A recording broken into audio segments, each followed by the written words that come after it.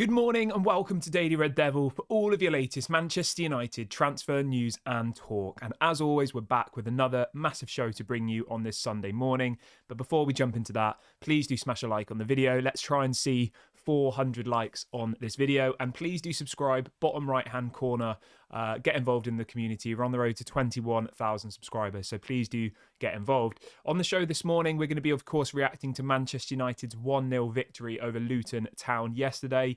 We'll be talking a little bit about Hojlund and Christian Eriksen's injuries. We'll be talking about Ten Hag receiving a ban, which is a bit of a shock. A couple of other bits as well to get into. As always, get involved in the comment section, get involved in the live chat, and let me know your thoughts on everything we discuss on today's show. So I want to start the show off with a bit of positivity on this Sunday morning, because it feels like positivity has been few and far between at the moment. Obviously, losing some really, really difficult games, to teams like Man City and Bayern Munich is to be expected. But obviously when we lose to people like Copenhagen and Galatasaray, it raises question marks. But what I wanted to start the show off with is that Manchester United are officially the most informed team in the Premier League. Now, you're probably thinking, what the hell is this guy talking about? We're rubbish, I get it. But I saw this be posted yesterday. I think it was by Sky Sports. But over the last 5 matches in the Premier League, we've won the most points out of any team in the whole Premier League. We've won 4 games and lost 1. So we've got 12 points out of the last 15 available points, which is better than any other team. It's better than Man City. It's better than Liverpool, better than Arsenal, which is, obviously that's positive, isn't it? You can't really be upset about that. We beat Fulham away from home. That was a difficult match. We beat Burnley away from home. Again, that was a difficult match. We've just beaten Luton. That was a match we expected to win. Obviously, we lost to Man City, didn't we? But generally, yes, our performances haven't been that good in the Premier League, but we have been picking up points. It's been our Champions League form that's been pretty poor. Obviously, we beat Brentford as well, didn't we? We beat Brentford at home, Sheffield United away. We beat Fulham away, and now Luton at home. I will say this, though, to be honest, right? Obviously, that stat sounds great. We're the most informed team in the Premier League. We're only 3 points off the top 4 now. Like, all of this is brilliant. But when you look at the teams that we've played in the last 5 fixtures, right? Luton, you'd expect to win. Fulham away from home's never an easy game, so I'm not going to say you'd expect to beat Fulham, because Fulham are quite a difficult side. But in hindsight, let's be honest, you do hope that you would beat Fulham, right? Obviously, losing to Man City 3-0, that was pretty disappointing, but maybe to be expected. Beating Sheffield United away from home again, that was a game that you'd expect to win, and beating Brentford at home is a game you'd expect to win. So overall, I'm not going to get too excited about this most informed headline that's being run this morning by some of the newspapers and stuff. It is a fact. It is, if you look at the points tally, we are the most informed team at the moment. But the thing that, I wouldn't say it concerns me, but I think the next kind of 3 to 4 games will be what defines the rest of the season. Obviously playing Everton away from home, that's going to be a very, very difficult match, and we'll talk about that in a minute. Then we've got Newcastle away from home as well. So the next 2 Premier League games are both away from home. One against Everton, obviously Sean Dyche side, which is Sean Dyche's teams are never easy to play against, let's be honest. They'll be parking the bus. They'll be probably hitting us on the counter-attack. And then obviously then you've got Newcastle away from home. I think maybe, when's the Newcastle game? The 2nd of December. I think, you know what, right? I think it all depends on what Newcastle's injury situation is like, because finally other teams are starting to pick up injuries. Obviously, we don't want players to get injured. I'm not wishing bad fortune on other teams' players, but if anybody missed it, they lost 2-0 to Bournemouth last night. 2-0. Bournemouth were literally in the bottom 3. They lost 2-0. And it's because they've lost some of their best players. Obviously, Bruno Guimaraes had a suspension. Isaac's out injured.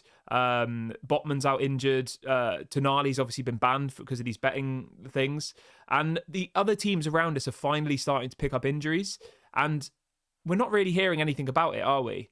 Well, sorry, we are hearing about it. Sky Sports yesterday did a whole segment for about 20 minutes about Tottenham and Newcastle's injuries and about how bad it was and about how much of a tough task it's going to be and all the rest of it. You don't get that when it's Manchester United. They just say that you're making excuses. And I think that it's something that we have to be aware of, because I seen a thing yesterday, and in the first 11 games in the Premier League, Erik Ten Hag has had 20 injuries across his squad. Over 20 injuries. You think Luke Shaw, Wan-Bissaka, Varane, Martinez, Hojlund, Eriksen, Amrabat. Like the list goes on and on and on and on and on and on. It's literally ridiculous, isn't it? The amount of injuries we've had. Obviously, then you've got the Jadon Sancho situation. You had the Anthony situation. He was out for 5 or 6 games because of obviously those allegations.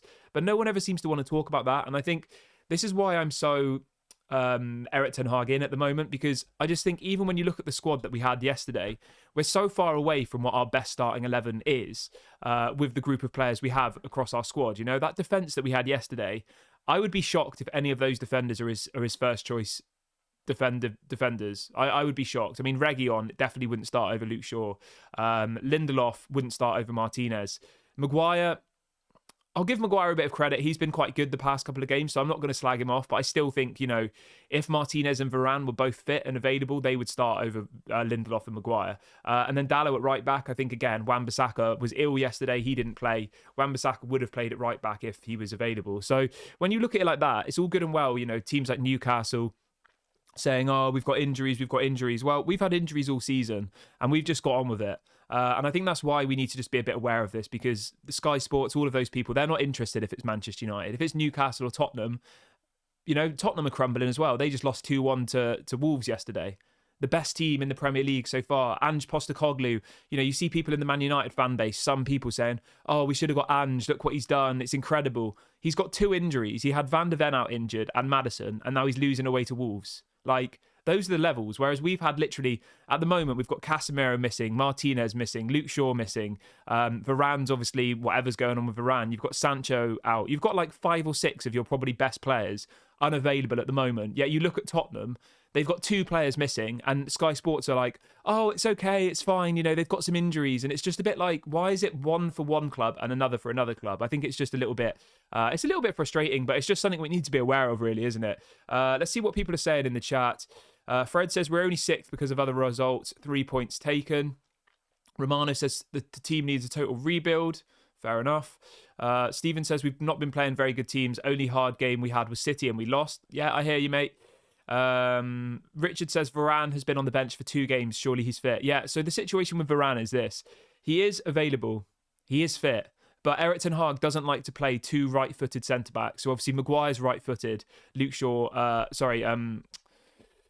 what's he called? Lindelof is left-footed, so that's why he does it like that. And I think it makes sense to have a left-footed centre-back and a right-footed centre-back, and I respect that. So, and in some ways, right, I know people say, why is Maguire playing? But Maguire's been okay. Comeback King says, sure, we'll be back after the international break. Hopefully, mate. I've not heard that, but we'll have to wait and see. Muef says, do you see people talking about Tottenham and giving them excuses because they have 2 or 3 injuries, but our fans are saying that injury for Man United are not excuses? Exactly. They get 1 or 2 injuries, right? Tottenham, and they've lost 2 games in a row. Newcastle, Newcastle have quite a lot of injuries. Their situation is quite bad at the moment. Obviously, they've lost Tonali, who was arguably one of their best players. They've lost obviously Isaac with injury. So the other thing I wanted to talk about as well, I don't know if any of you guys saw this, but after the Newcastle game yesterday against Bournemouth where they lost, all of the Newcastle fans are giving the players they're giving them abuse pretty much. They're shouting at them. And Kieran Trippier pretty much comes up to all the fans and starts saying, look, all the injuries got. He's making excuses. Now, imagine if that was Bruno Fernandes who did that. Imagine if Bruno Fernandes was shouting back at the Man United fans. There would be a petition up on TalkSport this morning to have him arrested for crimes, and it's literally just a joke. Whereas when it's somebody else, they're like, oh, they're just showing passion. But when it's one of our players, it's like headline news. TalkSport are going to get every different pundit under the sun to come on the show and say how bad Bruno is as a captain and that he shouldn't be talking to the fans. Literally, all I've seen from the media today about this Kieran Trippier one is that, he's showing passion. He has a point. They've got injuries. It's an excuse, blah, blah, blah. And I'm just like, why is it like that for one team and not like that for another? It's just really, really frustrating. And it's what we need to remember, right? All of the Sky Sports, the TalkSport, they're all out to get Erik Ten Hag and Manchester United. They are. They never praise them. We're the most informed team at the moment, and we're still getting people saying that Erik Ten Hag should be sacked. Yes, the football's not great, but at the moment he is playing football that's just trying to keep him in the job, I think, and I respect that because yes, it's not that good. But you've got so many injuries to key players. We haven't even got our first choice defence. You're missing Casemiro. You're missing the spine of your team, you know? The spine of the team last season, which was so effective, was that Varane and Martinez centre-back partnership, Luke Shaw at left-back, and Wan-Bissaka at right-back. Not a single one of them started yesterday. I don't remember the last time all four of those players started. It was probably the first game of the season. Casemiro out for 3 months. Won't be back until January, I don't think, you know? And we just have to remind ourselves of that. Danny says, if you watch the last few matches and still wonder why Maguire is starting, I'm not sure what you mean, but yeah, I think Maguire deserves to start at the moment. Mila says we need to get the players in the team who can play Eric Ten Hag ball and not let the manager buy players. Yeah, well, that's why we need a director of football and a CEO. So that will come eventually. We've just got to wait and see. Muif says, I really hope Ratcliffe does not sack Eric Ten Hag, because I saw a video with all our last managers basically saying the same thing, that the manager should not scout, but it's just how it is at the moment. Ryan says, we're massive. Every rival and pundit dislikes us. Yes, exactly. Al says, I heard Paul Mitchell was seen at the Getafe game. Is he scouting our new right winger? Yeah, so Paul Mitchell was watching Mason Greenwood. I think it was over the weekend. There is a story coming out this morning, apparently, that Getafe are going to try and buy Mason Greenwood on a permanent deal in the January transfer window. So we'll have to wait and see what happens with that one. I would be very surprised if Jim Ratcliffe's first point of call is to bring back Mason Greenwood. I think it'll be quite controversial. Maybe he'll do it. Who knows? Irvin says, Kieran, which team against Rashford will score if he is not able to against Luton? I mean, he did have a good opportunity to score yesterday, didn't he? It's just a confidence thing with Rashford. He's one of those types of players that, like, once he's in form, he'll bang in goals. But when he's out of form, it's like, it is so painful to watch. And I'm confident as soon as he gets a couple of goals, things will kind of go back to how it was before. Danny says Maguire is currently our best ball-playing defender. That's what I mean, Kieran. He deserves to start right now. I agree with you, mate, 100%. Scott says, how long do you think it will take for the new director of football and CEO to make any difference? I mean, I'd expect them to come in and start making a difference immediately. I'd expect them to be already researching players that they want, already researching the players that should be leaving, you know, the Donny van der Beeks of the world, the Anthony Martials. Like, those people, they should already have a plan for all of those people. Like, I want them to come in and make an immediate impact. I'm not saying they're going to come in and we're going to win the Champions League. I just mean I want to see some movement. I want to see some of these players that have been at the club for too long. You know, the Martials who've been here for 9-10 years earning stupid money. They need to be moved on. Director of Football says, I hope the first signing Paul Mitchell makes is a top-class number 9. It's the missing piece in the squad. Number 8, he says. Fair enough. Milis says, we have a worse squad this year than we had last year, and Eric Ten Hag still is getting the points we need. Exactly, mate. Just look at the team that was started yesterday, right? That defence, like, Harry Maguire was probably the best defender that played yesterday. Reguilon is average, let's be honest. Lindelof, I think, was good yesterday, to be fair. Like, I would have given Lindelof the man of the match. Obviously, he got the goal. He seemed pretty good yesterday. He did. I think Lindelof's a solid backup centre-back. I just don't think he's good enough to start every single game for United. You know, he's not on the level of Van Dijk or on the level of Saliba or Ruben Diaz or Gvardiol or like those types of players. Is he John Stones? He's not. He simply isn't. Neither's Maguire. And Dalot, I think, is good going forward. I just don't think he's very good defensively. He's at fault for a lot of goals. I think a couple of those goals in Copenhagen was his fault. He just didn't even follow his man and they scored. I think he's good going forward. And that's why I even said a couple of times, like, maybe, you know, you should try Dalot in a more advanced position. Maybe try him as a right winger, like, because he can put the ball into the box. He's quite fast. Like, maybe I'm not saying it would be my first choice option, but I'm just not really that sure about Dalot as a defensive player. I think going forward he's very, very good. Jihan says getting into bed with the Glazers is controversial. Maguire plays the ball sideways. What are some fans seeing here? Maguire needs to be moved on. He's rubbish. He plays because of injuries. I don't think he does play because of injuries, mate. He started ahead of Varane, and you know what? I think he deserves to start ahead of Varane. I do. I think, but when Varane came on against Copenhagen, he looked very poor. He looked rusty. Varane can play one game a week and then gets injured. Maguire, yes, he's not the best player in the world, but at least he stays fit. At least he's available.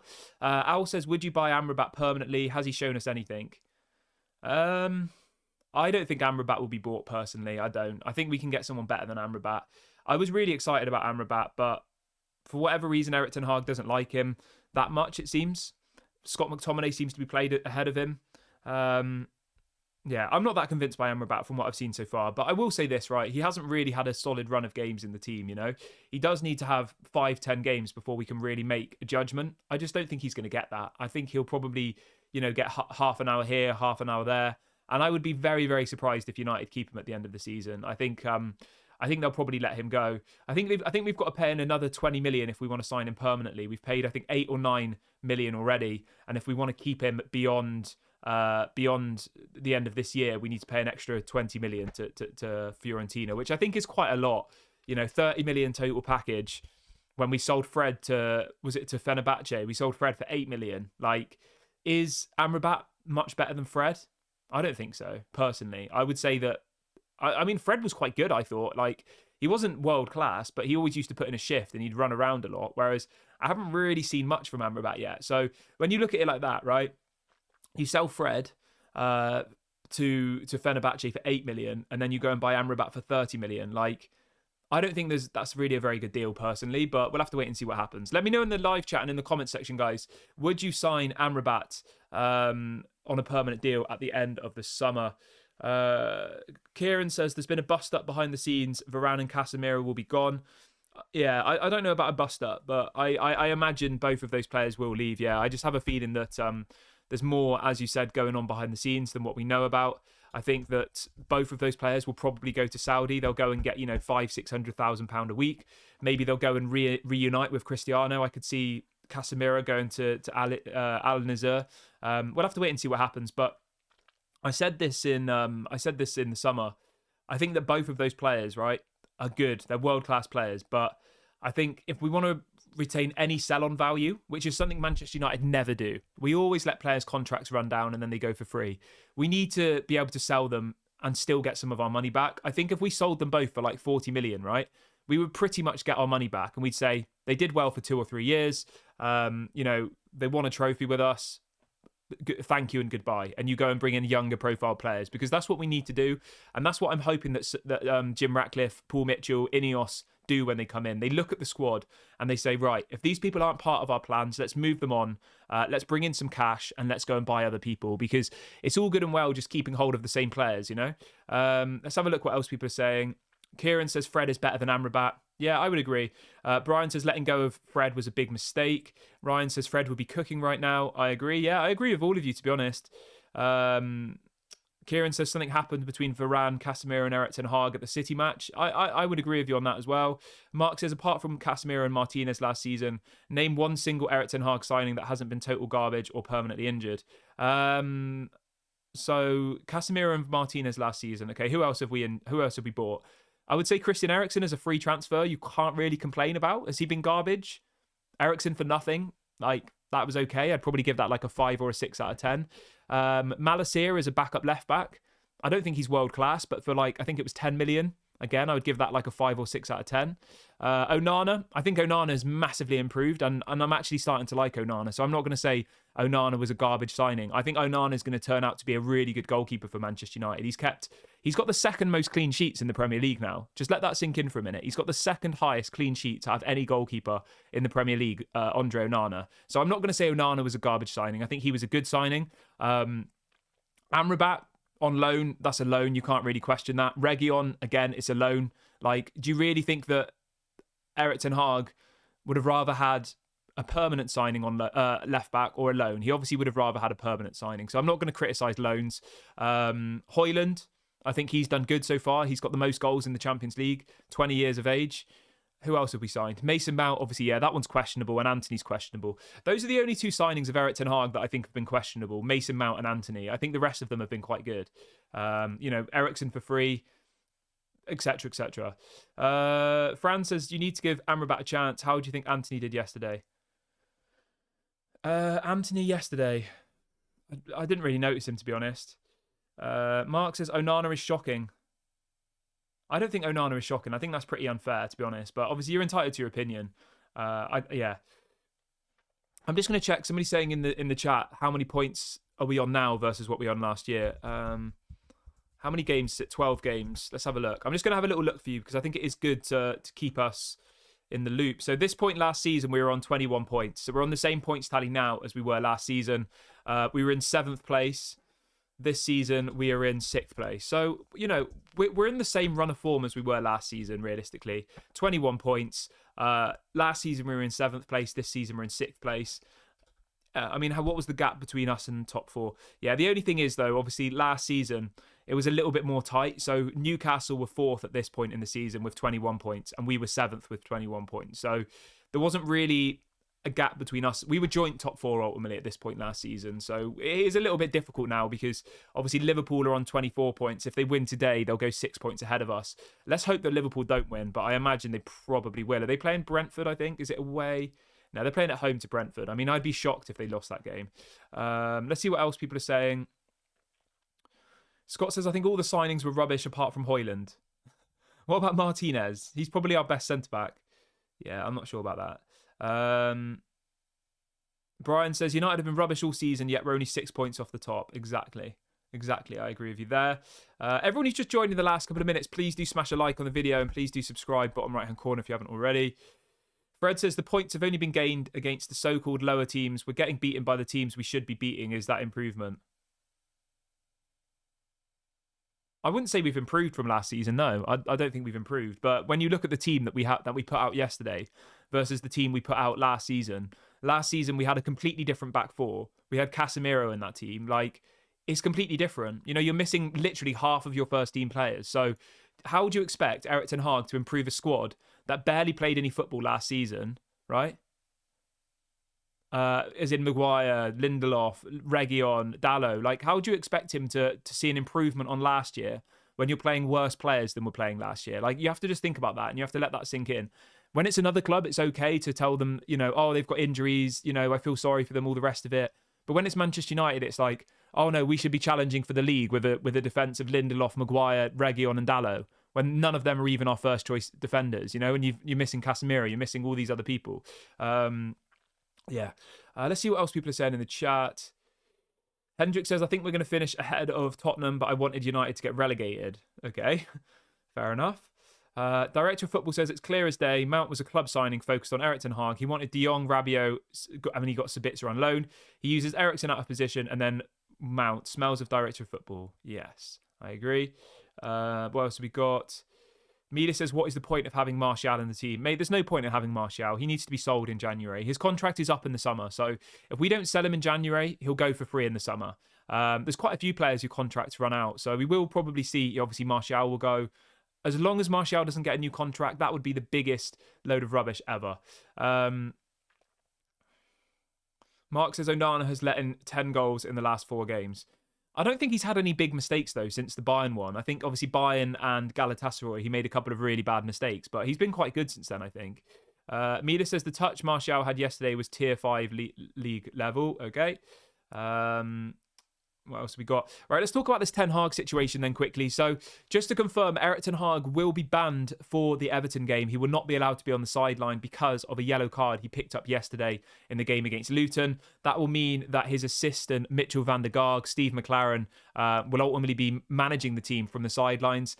I think Erik Ten Hag's allowed to be in the dressing room before the game, but he's not allowed to go in at half time. So there'll be no Erik Ten Hag. He will be banned for that match. We'll have to wait and see. Let's see what Richie says. Richie says, pundits of match of the day singing Hojlund's praises and highlights just now. That's good because you know what? I think Hojlund has literally been operating on scraps, and to be the leading goal scorer in the Champions League after literally getting 0 chances,